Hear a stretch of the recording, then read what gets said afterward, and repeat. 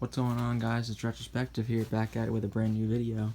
I just wanted to show those of you who are going to be getting interested in riding a Yamaha R3, or if you have a Yamaha R3 already, then you might want to know how to adjust a few things on the dashboard, including the clock, the Rev Limiter light that flashes when you hit your red line, and a few other things. So if you want to check it out, make sure you watch to the end. But the first thing I'm going to be showing you guys is actually how to get into the Rev Limiter section, which you actually have to turn the bike off, which is what I just did. You have to turn the bike off, and then you have to hold, there's two buttons over here. I'm going to get a flashlight real quick. So there's two buttons right here and here. And basically you're going to hold the bottom one and you're going to turn your key, and this is going to be really hard for me to do, but let me use my longer finger. Okay, and while you're holding it down, you turn the key and then wait for that to happen, while you're still holding down the reset button, which that takes some skill to do that, by the way. One-handed, that was kind of difficult. So once this starts flashing, this is actually the setting of your Rev Limiter, what it's going to do. If you hit the top button, which is the select button, you can change it to a steady flash, which is like a pulsing flash, like a heartbeat. And then you can also change it to just a solid standard light being on. But I like to keep it on the rapid flash to let me know change gears. If you hit the reset button, which is the select, that basically tells you what you're going to, you basically set it and confirmed it on that setting. If you want to change where you're going to be seeing that light come on at, or it be triggered, then it'll show you on the next screen, or not the next screen, but you'll see your tachometer shoot up to either around between 11,000 and 13,000 RPMs. You'll see it somewhere between there, but I like to set mine a little bit lower at around 10,500, or yeah, 10,500 RPMs, around that, so that way I get a little bit of a heads up before I really need to change, because if you're trying to get moving, then you know how to set up your bike.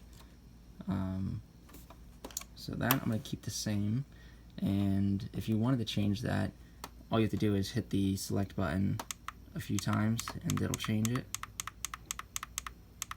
as you can see. But I'm going to keep mine at right where it was. Now the next part is where it actually turns off the light at, and that's kind of where you want it to stop the light from flashing when you actually are going full throttle. Basically, I don't really want the light to stop flashing if I'm going full throttle. I would like to know that I need to get off the throttle at that point.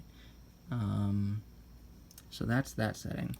The next thing it's going to show you is this right here. I'm going to just dim it a little bit, so you can see these 6 kind of O's or zeros. You can see whatever they are. This is your brightness setting for that light, and as you can see, the more zeros or the more bars you have, I guess I can call it, is the brighter that light will be. And I like it to have it at the brightest setting. Next, we're going to show you the clock and how to get to that. So with these two buttons, again, you're going to be using both of them this time, and you're actually, let me just focus. There we go. So you're going to be using both of them, and when you do that, it's going to put it on the clock hour to adjust. As you can see, it starts to flash, and if I go up, it changes to the hour.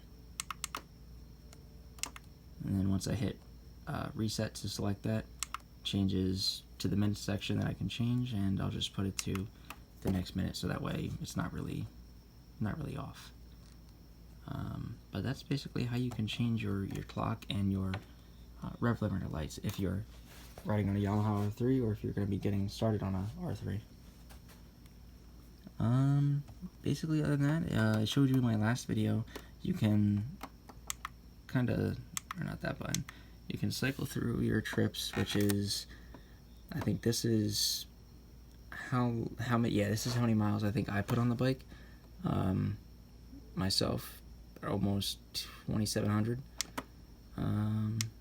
Yeah, I think that's how many miles I put on the bike, and I think that's pretty accurate because I got the bike at around 590 or 600, or I think it was like around 500 and something miles on that bike right there. But as you can see, it's up to 3285, and it's gonna keep climbing.